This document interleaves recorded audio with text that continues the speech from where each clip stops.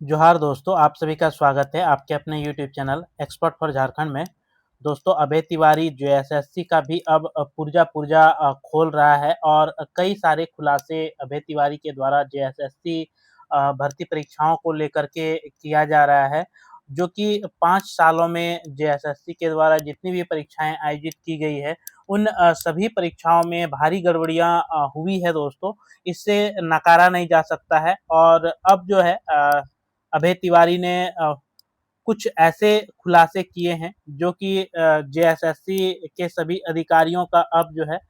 नींद उड़ने वाला है। तो इस वीडियो में हम लोग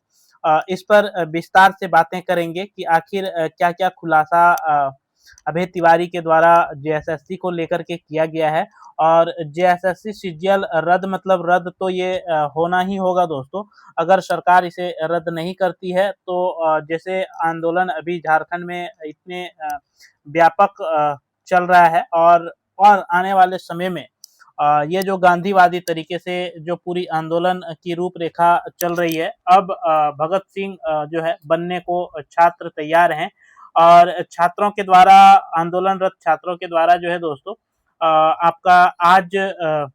मुख्यमंत्री हेमंत सोरेन और राहुल गांधी का जो है पुतला दहन कार्यक्रम है। और कल आपने देखा था कि किस तरह से हमारा स्वतंत्रता दिवस के अवसर पर रांची में छात्रों के द्वारा ऐतिहासिक तिरंगा यात्रा किया गया और यहाँ पे जेएसएससी जेपीएससी रिफॉर्म मंच जो है इसके द्वारा 20 अगस्त को मुख्यमंत्री आवास घेरने की भी जो है योजना बना रही है और इसका भी जो है दोस्तों सभी को जानकारी दे दी गई है। तो अब जो है दोस्तों सीजीएल को रद्द करने से और जेएसएससी में जो भ्रष्ट अधिकारी बैठे हैं उसे कोई भी जो है अब बचा नहीं सकता है दोस्तों। तो चूंकि यहाँ पे हम लोग बातें करेंगे कि जेएसएससी में जो है दोस्तों किस तरह से अभय तिवारी जो कि टीडीपीएल के मार्केटिंग मैनेजर थे और उन्होंने कई सारे ऐसे जेएसएससी के बड़े-बड़े खुलासे जो है किए हैं, जिसमें से टीडीपीएल को जो है दोस्तों 10% कमीशन पर जेएसएससी में कराया था इम्पैनल। ये इम्पैनल जो कराया था वह 10% कमीशन को लेकर के ये इम्पैनल हुआ था और जेएसएससी के एएसओ को जो है अभय तिवारी ने आयोग के मैदान में दिया था 5 लाख रुपया। यानी कि जो जेएसएससी का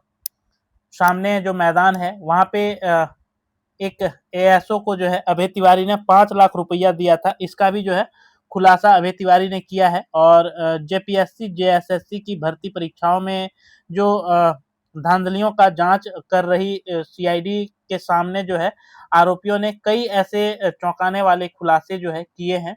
परीक्षा एजेंसी जो टीडीपीएल के मार्केटिंग मैनेजर अभय तिवारी और निर्देशक रामवीर सिंह ने जब पूछताछ किया गया तो जेएसएससी में भी जो है बायोमेट्रिक्स का काम पाने के लिए टेंडर प्रक्रिया में बड़े पैमाने पर जो है कमीशन खोरी और साठगांठ जो है की गई थी। अभय तिवारी ने बताया कि 2023 में उसने जेएसआर एजेंसी में प्रोजेक्ट और कोऑर्डिनेटर के रूप में काम किया। वहां स्वास्थ्य विभाग में अनुबंध पर आधारित भर्ती में उसे 9 लाख रुपये कमीशन मिला था। इसके बाद दिल्ली निवासी उसके मित्र सेंटी उर्फ लालू प्रसाद अब दिवंगत ने टीडीपीएल को जेएसएससी में टेंडर दिलाने के लिए संपर्क किया और इसके लिए कुल बिलिंग का 10% कमीशन जो है यहाँ पे तय हुआ था। और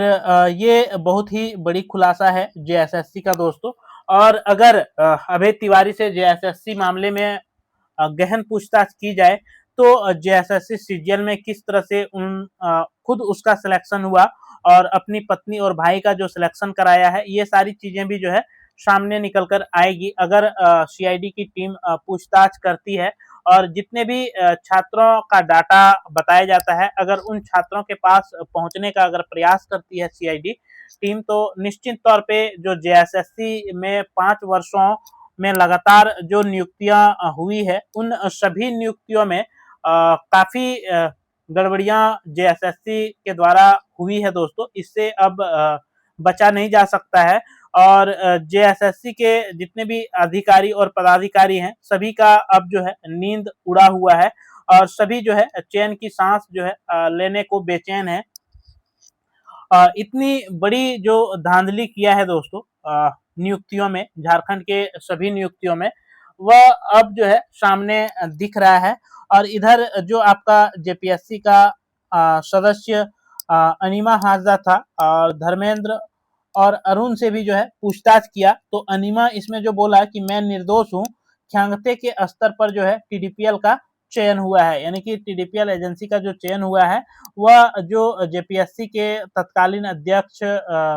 उस समय का एल ख्यांगते था, यानी कि पूर्व अध्यक्ष अभी एल ख्यांगते है। तो इसमें सीआईडी टीम के द्वारा शुक्रवार को जब जेपीएससी की सदस्य पूर्व सदस्य अनिमा हाजदा से पूछताछ की गई, तो अनिमा ने गड़बड़ी में किसी भी तरह की अपनी संलिप्तता से जो है इनकार किया और खुद को निर्दोष बताया। और टीडीपीएल के चयन संबंधित सवाल पर उन्होंने कहा कि यह फैसला केवल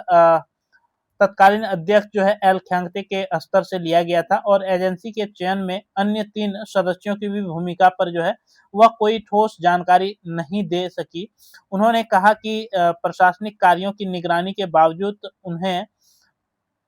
किसी अनियमितता की भनक नहीं लगी। इससे पहले सीआईडी 10 अगस्त को डॉक्टर अजीता भट्टाचार्य और 12 अगस्त को डॉक्टर जमाल अहमद से भी जो है पूछताछ कर चुकी है और विशिष को 2 करोड़ में जो है मिला था काम। धर्मेंद्र ने ये कराया था सौदा, यानी कि धर्मेंद्र ने ही जो है 2 करोड़ में ये सौदा कराया था,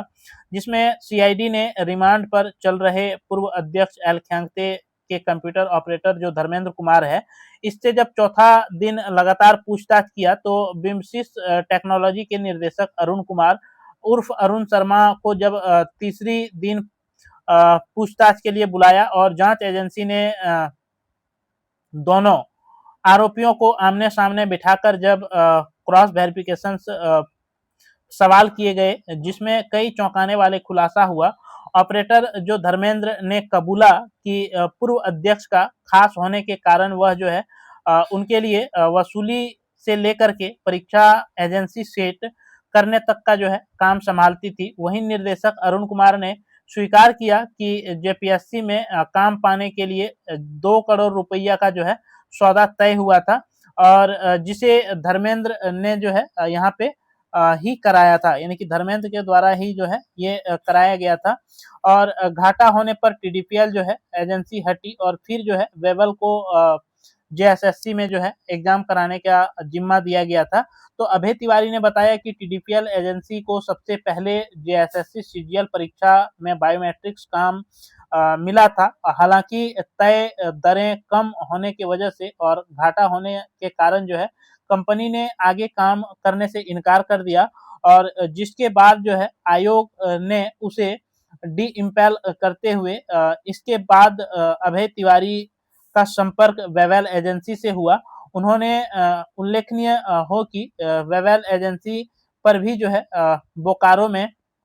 छात्रों को प्रश्नों के उत्तर रटाकर धांधली कराने का आरोप जो है सामने आ रही है। तो अब सीआईडी की टीम अगर सही से जांच करती है ये जेएसएससी सीजीएल और वेवेल कंपनी को वेवेल कंपनी में जितने भी कार्यरत कर्मी हैं और जो उसके डायरेक्टर हैं,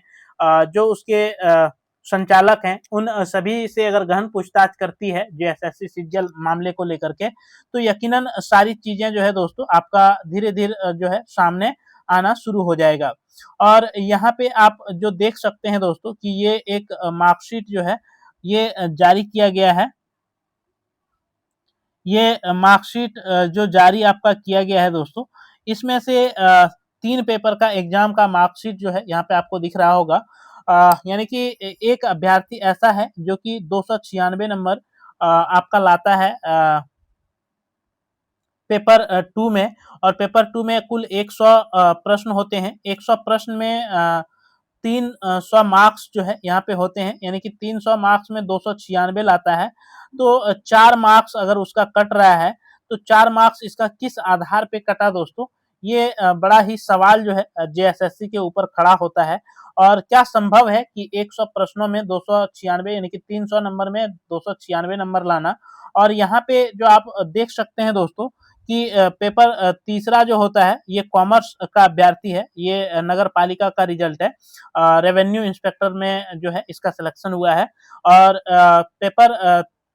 जो तीसरा है इसमें 150 प्रश्न होते हैं। 150 प्रश्न में से 100 प्रश्न जो था वह सब्जेक्टिव के आधार पे था, यानी कि जो ट्रेड आपने रखा था जैसे कॉमर्स, मैथ, इकोनॉमिक्स जो भी आपके सब्जेक्ट थे उस सब्जेक्ट के आधार पे 100 प्रश्न जो है आपके पूछे जाते थे। और 50 प्रश्न जो था वह मैथ, रीजनिंग, जीके और कंप्यूटर से जो है यहाँ पे सवाल, साइंस से सवाल जो है देखने को मिलता था। और ये 150 क्वेश्चंस में जो है 450 अंक इसमें निर्धारित किए गए थे। और इस अभ्यर्थी का 450 में 418 अंक अगर लाता है तो ये पढ़ने में कितने महान अभ्यर्थी है, ये आप खुद समझ सकते हैं। या फिर या तो ये पढ़ने में महान है या फिर जेएसएससी के द्वारा कुछ न कुछ कारनामा यहाँ पे भी किया गया है। तो ये सारी पोल जो है दोस्तों जेएसएससी का अब धीरे धीरे जो है खुलता जा रहा है। और अगर इस पर सही तरीके से स्वतंत्र फेयर तरीके से अगर जांच कराई जाए तो जितनी भी परीक्षाएं 5 वर्षों में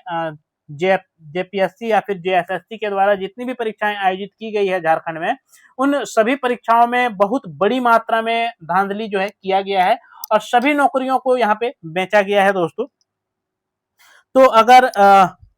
अभी भी झारखंड के छात्र को ये सारी चीजें से यकीन नहीं हो रहा है, सरकार अभी भी बातें को मानने को तैयार नहीं है, तो अगर सभी छात्र अभी भी एकजुट नहीं होंगे तो निश्चित तौर पे आने वाले समय में जो है आपको बिना पैसे से नौकरी मिलना झारखंड में संभव नहीं है। आप कितना मेहनत करके थक जाएंगे, आपको नौकरी होने वाला नहीं है। इसलिए जो है दोस्तों आप लोग जरूर से अब जाग जाइए और इस तरह का आंदोलन पुनः जो है कभी भी खड़ा नहीं होगा। तो आंदोलन में आप लोग जरूर से सहयोग कीजिए, अपना सपोर्ट कीजिए। तो वीडियो देखने के बाद आपको क्या लगता है, क्या आपकी मंशा है, क्या आपकी राय है, जरूर से कमेंट बॉक्स में अपना रखें। वीडियो अच्छा लगे तो लाइक करें, अपने दोस्तों मित्रों के पास ज्यादा से ज्यादा शेयर करें। अगर चैनल पे आप नए मित्र हैं और अभी तक आपने अगर चैनल को सब्सक्राइब नहीं किया है तो चैनल को सब्सक्राइब करके बेल आइकन को जरूर से ऑन रखें, ताकि इस तरह की लेटेस्ट जानकारी जो भी मेरे द्वारा दी जाए वह सबसे पहले जो है आप तक पहुंच सके। तो चलिए आपसे फिर मिलेंगे अगले वीडियो में, तब तक के लिए मेरे तरफ से सभी दोस्तों को जोहार, धन्यवाद, जय झारखंड, जोहार झारखंड।